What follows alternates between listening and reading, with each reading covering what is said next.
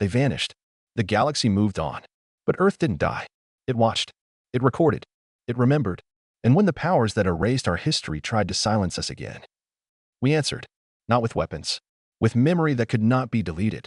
Now even the stars remember what they tried to forget. Because humanity didn't return to fight. We return to remind.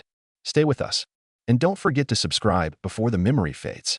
It began, as history so often does, with arrogance.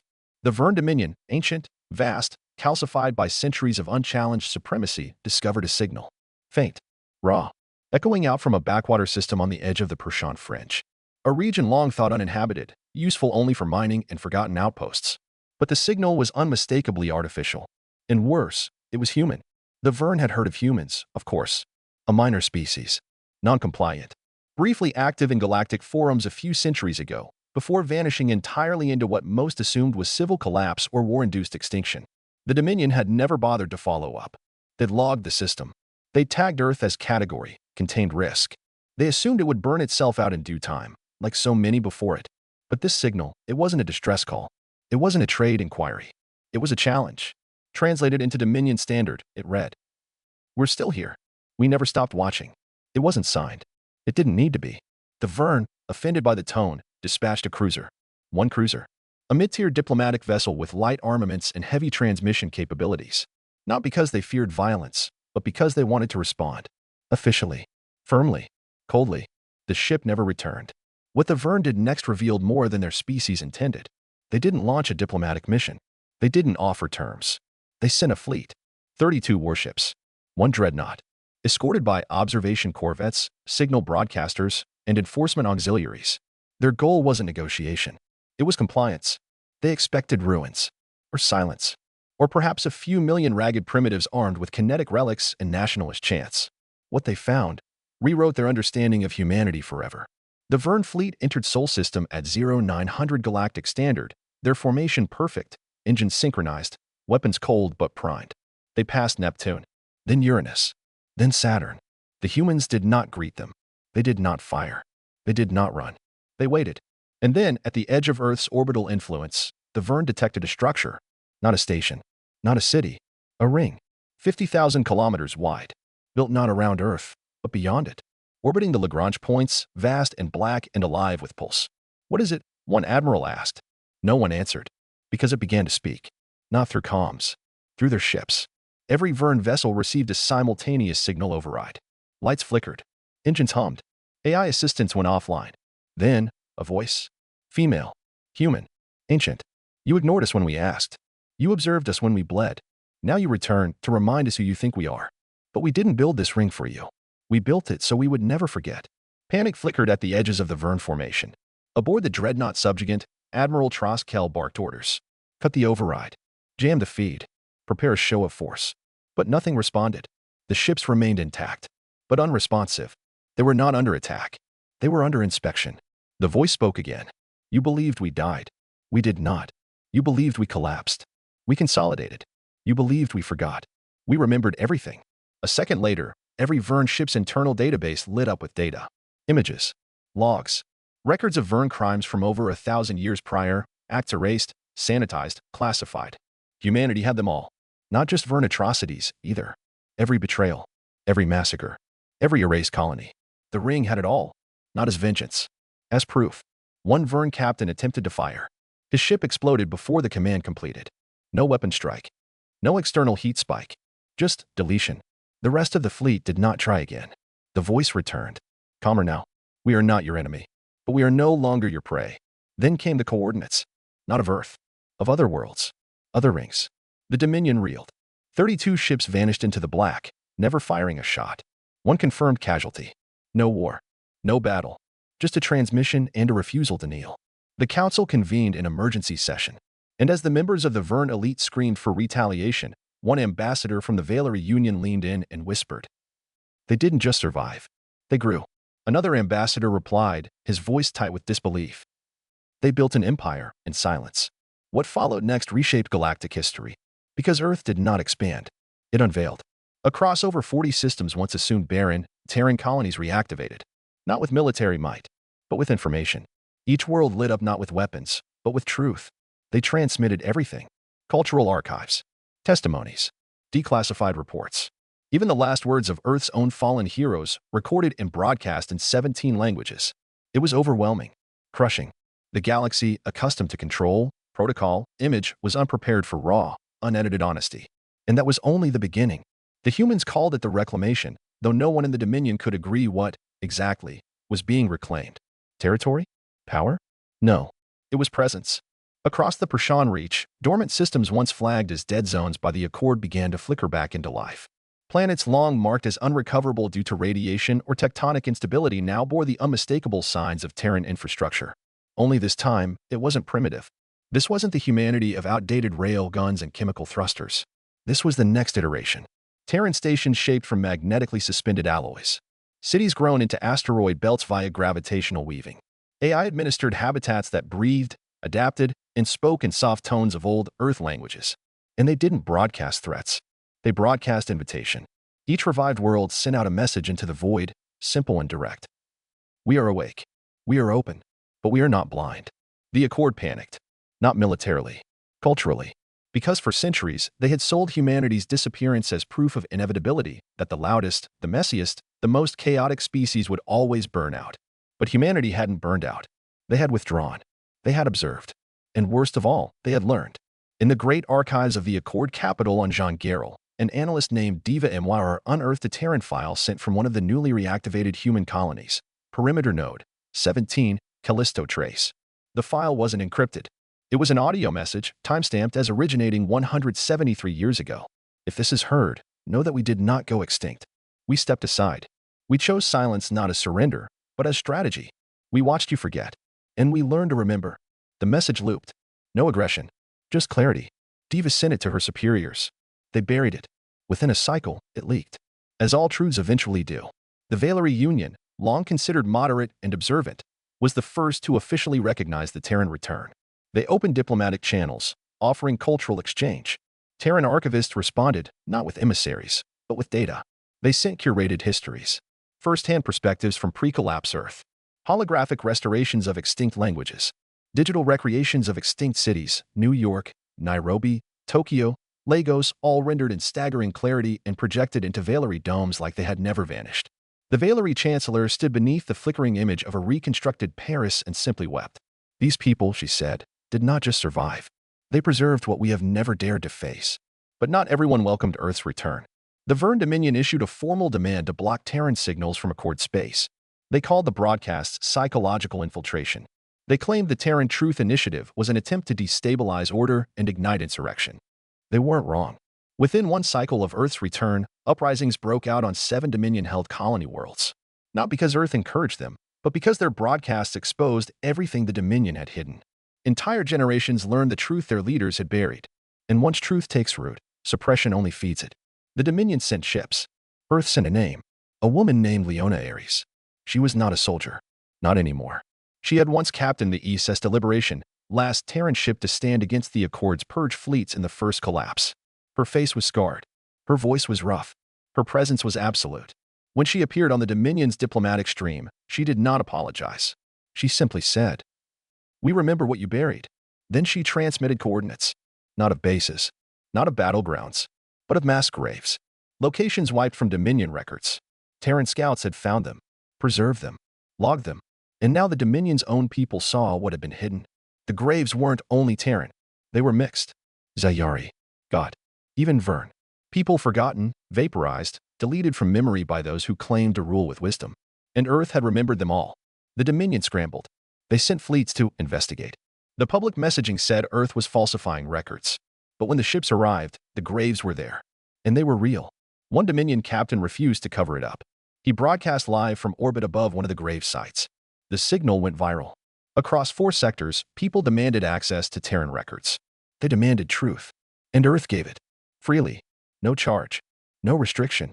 Just access. Because for them, truth was not a weapon. It was a beacon. And so the galaxy faced a choice. Ignore Earth. Or see itself through Earth's eyes. The former meant silence. The latter meant confrontation. Not with Earth. With themselves. There was no declaration of war. Earth didn't need one. The Dominion, however, acted as if war had already begun. They couldn't tolerate the effect Terran memory was having on their systems. The people were beginning to speak names that hadn't been spoken in centuries, names that had been redacted, erased, rebranded as threats to unity. Now they surfaced again, in songs, in encrypted forums, in neural drift. Stories once dead burned anew. The Dominion called it subversion. Humanity called it resonance. On the moon world of Solankar, a Dominion-controlled mining colony, a riot broke out. Not for food, not for pay, but for access. The workers demanded the installation of a Terran archive node. The governor refused. The workers built one themselves.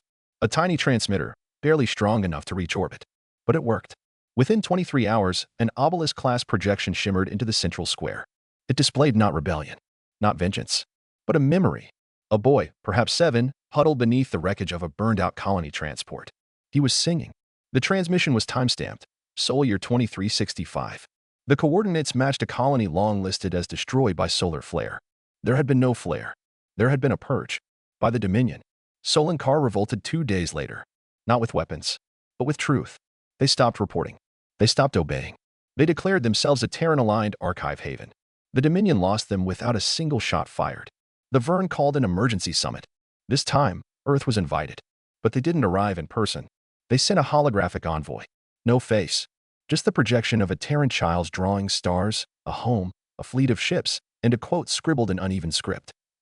"We are not angry. We are not afraid. We are just still here." The image stayed on the council floor for 2 full cycles. No Terran spoke. No diplomat answered questions. And that, somehow, was worse. Because the galaxy had grown used to brash voices. Shouts. Deals. Threats. Humanity brought none of that. They brought only consequences. Several worlds attempted countermeasures. They got hired signal disruptors, mercenary AI constructs designed to jam and rewrite archive nodes. It worked. Briefly. Until the nodes adapted. Earth had built its network not as a centralized structure, but as a seeded intelligence. Each node grew, changed, evolved to the patterns around it. The more you tried to silence it, the more it learned how to speak differently. Eventually, the AI disruptors stopped responding. When recovered, all logs contained the same final message. You do not understand what you were silencing. The Valerie, ever curious, took another route. They invited Terran archive ships to visit their homeworld. 3 arrived. Black. Unarmed. Humming with data. They landed outside the Valerie capital. From each emerged a single archivist. They carried no weapons. Only memory. And they spoke not of galactic conquest, but of loss. Not just human loss. Valerie loss. Colonies they thought destroyed by solar collision, revealed instead as victims of early Dominion aggression, covered up before Valerie entry into the Accord. The revelation cracked the Valerie trust in galactic records. They demanded the Accord open its classified files. The Accord refused. So the Valerie opened their own. And what poured out was a flood of denied truths, raw footage, and recovered data, all provided by Earth, cross-verified with AI certainty. It wasn't defiance. It was illumination. Within a dozen cycles, Terran archive networks were recognized as the most trusted record systems in 4 sectors. Even species with no love for humanity began using them for record-keeping, mediation, even legal arbitration. Because Earth had done what no one else dared. They stopped lying. And they remembered everything. The Dominion tried one final tactic. They assembled the Lex Convergence, a fleet of rhetorical, cultural, and psychic manipulators designed not to fight Earth, but to undermine belief in its archives. The Convergence sent tailored transmissions to every known race, crafted to sow doubt. They whispered of human fabrication, of AI deception, of sympathy manipulation. But their words never landed, because by then, every world had already seen their own truth, reflected in the Terran glass. And once a people sees itself, really sees, it cannot be unseen. The Dominion cracked, not with fire, but with questions. There were no explosions, no blockades, just the slow, agonizing realization that their greatest weapon, control of the narrative, had failed. For over 2 millennia, the Vern had mastered the art of victory through erasure. They didn't just defeat enemies. They edited them out of history. They turned past rebellions into footnotes, collapsed empires into rumors, rewritten collapses into glories. But Earth did not let itself be edited. It had remembered everything. And now it shared that memory without fear. Worse, without hate. That's what made the Dominion's collapse inevitable. If Earth had demanded reparations, they could have been bought off. If Earth had screamed for war, they could have summoned allies. But Earth had asked only this: "Will you stand in the truth with us?" And when no answer came, they waited. The Dominion Council fractured after the 4th mass defection. Entire colonies peeled away, not by rebellion, but by declaration. Provincial governments streamed their resignations. Entire planetary networks went dark from Dominion signals and re-emerged days later as Terran-aligned observer states. They didn't ask Earth for leadership. They just chose to remember. Meanwhile, Earth remained still. No new fleets launched. No invasions began. Instead, Terran vessels began collecting.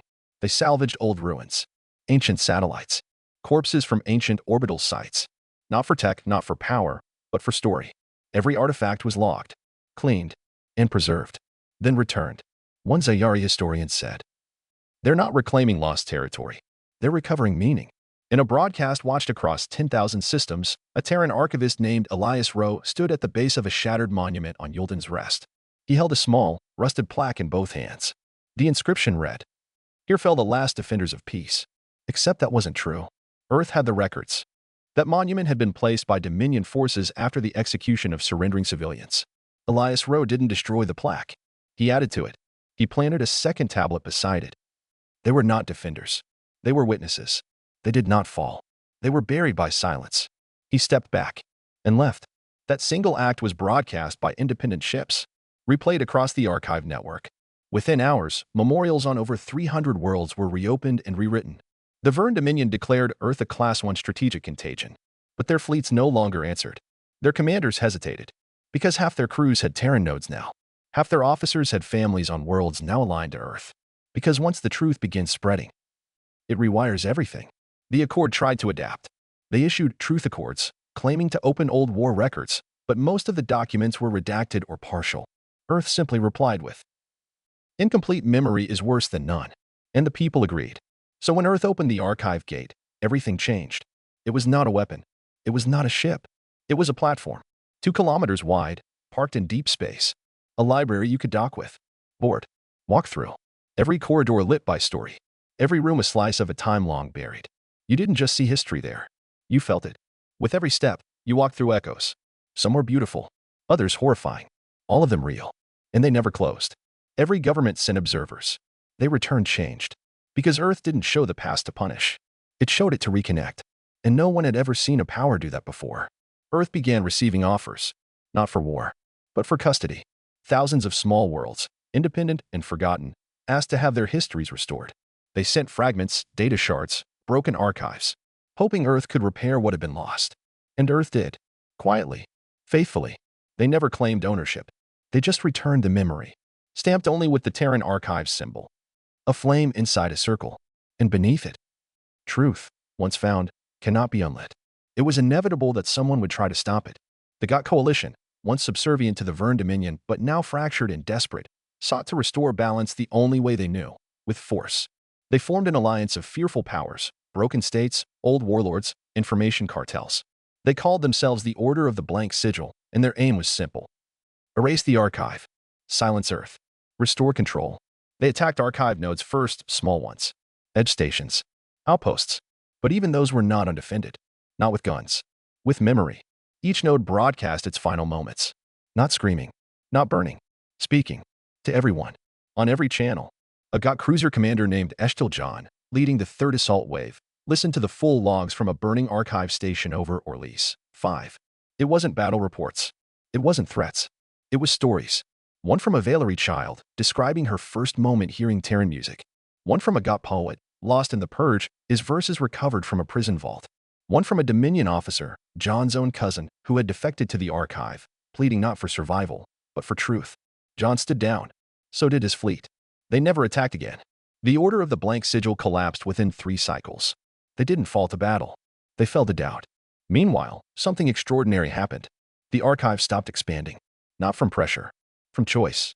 Its message changed. No longer, "Let us show you the truth." Now, "Show us yours." Archive nodes began accepting submissions. Unvetted. Uncurated. From every species. Every caste. Every voice. People flooded the network with memory. Songs lost in forgotten dialects. Declarations of love sent through wartime static. Ancient arguments between fathers and daughters. Final breaths from fallen soldiers. First words of children on cold colony moons. None were filtered. All were preserved. Earth had stopped telling the galaxy its story. It had invited the galaxy to tell itself. And the flood of truth that followed could not be stopped. The Varn, silent for so long, finally responded. Their High Oracle, a being who had not spoken publicly in over 500 years, transmitted a single phrase. Humanity is the mirror in which the galaxy sees itself whole. On Earth, the response was quiet. There was no celebration, no parade, just a sunrise over the Pacific cradle, a flock of orbital sails drifting overhead. And in the courtyard of the New Alexandria Archive Ring, a statue was unveiled, not of a soldier, not of a leader, but of a child holding an obelisk. Her expression was peaceful. The plaque read, "She remembered." And in the farthest reaches of space, beyond mapped reality, something stirred. Not the quiet engine, it had gone silent after its last message. Something older, something listening. Humanity had sent its voice too far. And now, something had answered. The signal was faint, but real. Translated, it said, "We remember you." The signal didn't come from a known system. It emerged from the periphery beyond, a zone of gravitational scars and broken matter, a region left uncharted for over 6,000 years after the collapse of the Haldrathi spiral. No ships returned from there. No probes lasted more than a few hours. Most believed it was where the universe folded in on itself. Now, it had spoken. The message repeated every 13 seconds. "We remember you." Not in hostility, not in warning, but in recognition. And the archive responded. Not with dreadnoughts, not with silence, with a story. They didn't send a fleet. They sent a single vessel. The Eos remnant. Not the largest Terran ship, not the most advanced, but the most storied. It was constructed from hull fragments of the first collapse. It held cores salvaged from Archive Node 0. Its walls were etched with every Terran name lost during the Fracture Wars, over 70 million. It launched not alone, but with a message carried by every archive node, every allied system, every once silenced voice. Let memory lead us. The galaxy watched and waited.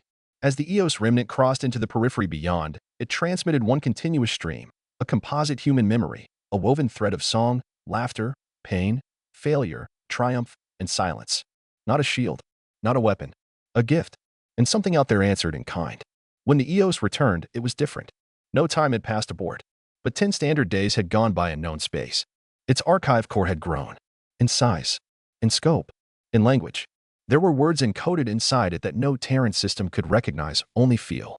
A resonance, a gravity of meaning. In one phrase, perfectly clear. "We have remembered for longer than your stars have burned." The archive now had a new section. Unlabeled, unstructured, a mirror of the unknown.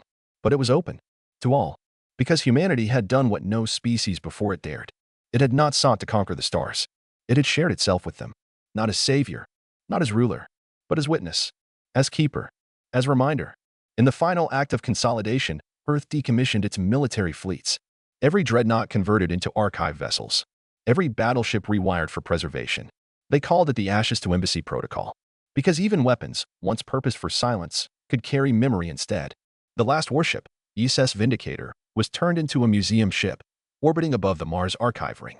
Inside, children from dozens of species walked its corridors, touching rusted hull plating, listening to the voices of the past. Not to glorify them, to understand them. In the end, Earth didn't win. There was no victory parade, no peace treaty. Only a phrase repeated across 173 systems in 62 languages. "We are not what you thought. We are what remains. We are what remembers." And the stars, finally, remembered back.